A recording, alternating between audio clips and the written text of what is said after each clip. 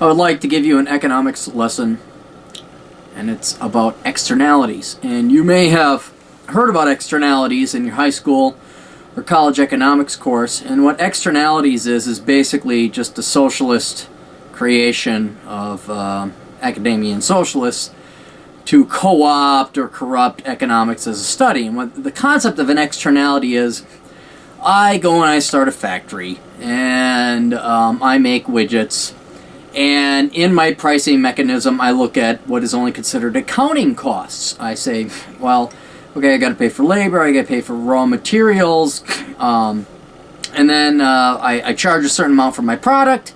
I subtract all my expenses from what I sell my product for, and the remainder is profit.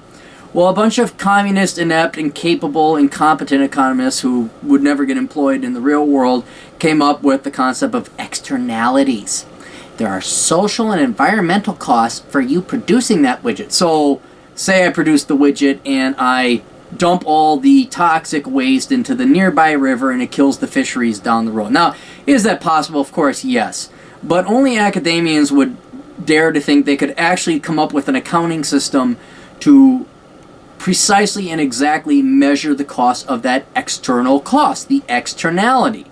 Now, you could see where a concept like externalities could be used and abused by socialists and other people who have no real talent in the world to demand government compensation, government intervention, more money for us. We need to set up an environmental fund. Oh, wow, who's going to be in charge of that? A bunch of worthless liberal arts majors are going to be in charge of that.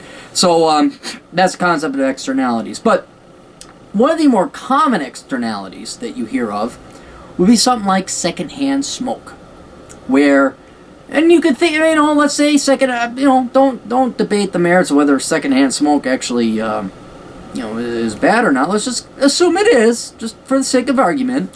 Here's a guy smoking a cigarette, the wind drifts down, and little innocent Timmy with his soccer mom who's overprotective gets a whiff of that, and next week has cancer and tumors, and it's all got to be removed, and little Timmy dies at the age of 5. Because that's what happens with secondhand smoke, of course. So the externality, or the negative externality, is that you smoked, you bought your cigarette from Philip Morris, you and Philip Morris had no concept and didn't account or incorporate into your accounting system the cost of killing little Timmy 10 feet down the road when he sucked up your secondhand smoke.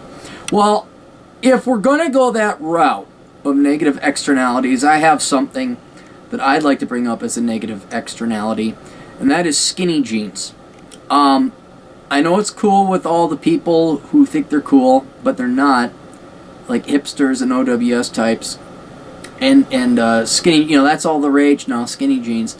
My complaint, and I'd like to file it to the Negative Externality Department of the United States Congress, or whatever it is, it makes me want to throw up. You're all fucking disgusting. I'm honest to God. It's the ugliest shit I've ever seen. The women that have huge asses, and they think that makes their ass look smaller, and it doesn't. And I gotta look at that. That's a negative externality.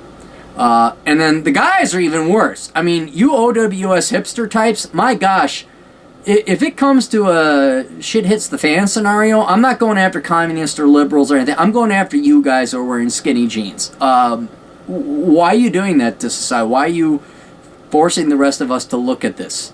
So for all of you cool 20-somethings that think you're independent, even though you're not, you're just a bunch of conformists because you don't really do anything unique or individual like a James Dean or any kind of independent individual. It's weird. You all think you're rebels and you're not. You're the saddest group of conformists I've ever seen. Please stop wearing skinny jeans. You're causing negative externalities.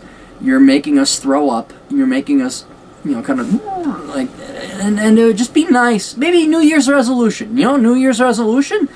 2013, I swear I won't wear skinny jeans ever again. And, I know you're all a bunch of liberals that wear the skinny jeans.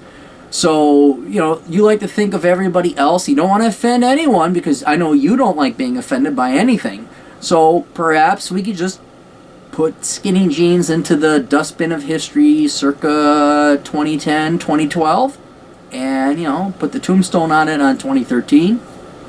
And the rest of us never have to look at it and have a barf factor. So that's all I really wanted to convey to you people who are wearing skinny jeans, and good luck with that. If you want to keep wearing it, go ahead. I don't know, maybe you'll breed ugly kids that also want to wear skinny jeans. Maybe they'll come up with infant skinny jeans, and that's a thought I don't want to go down. So, toodles.